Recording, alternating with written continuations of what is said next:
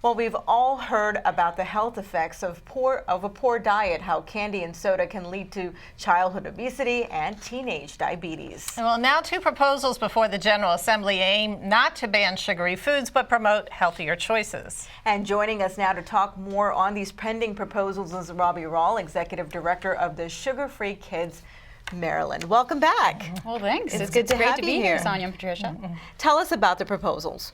So these proposals would expand choice in vending machines on state property. So as you know, any place you've been, if you've been at a state park, at the MVA, rest stops, you're hungry. You know, you're on the road, you've been there a long time, and you go and there's nothing to eat.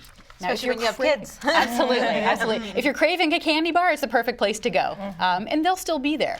But what this proposal does is it ensures that there are healthy options for people who would like to have healthy options to eat. That 75% of the choices would meet American Heart Association nutrition standards.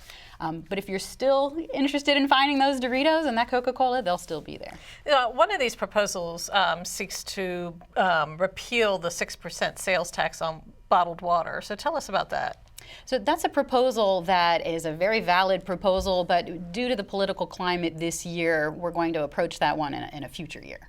Okay, I was under the impression that was happening. So you're saying no, you don't think so, not this year? Not this year, not this year. Okay. There's still a lot of budget talk that takes precedence this year. Ms. Rawl, tell us a little bit about your organization, Sugar-Free Kids. What do you all do? What is the mission? Sure. We are a statewide coalition of over 150 organizations, and we're working to reverse the twin epidemics of teen diabetes and childhood obesity. And there's a solid body of evidence that points to sugary drinks like sodas, sports drinks, flavored and sweetened, teas and waters that contribute to it. They're the main factor behind it. And what it really means is that our children are suffering from an epidemic of diabetes, particularly among the African American and Latino populations. Fully half, 1 in every 2 African American and Latino kids can expect to develop type 2 diabetes during their lifetime, unless we make changes. Are there any proposals you are hoping the General Assembly will pass regarding this issue? The healthy vending. So tell us about that a little bit more. So this is where we will have 75% healthy options in vending machines on state property. And so when you are stuck at the MVA or you're out at the park and you're with your family, in any of these areas where we all spend our time. Now, for those of us who are looking for healthy options, those of us who usually avoid the vending machine, quite honestly, now there'll be something for us to have. But there will still be the unhealthy options if that's what we're looking for as well.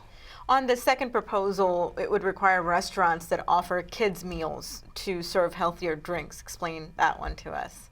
Right, so this is another opportunity to create healthy choices in the places where our families spend their time.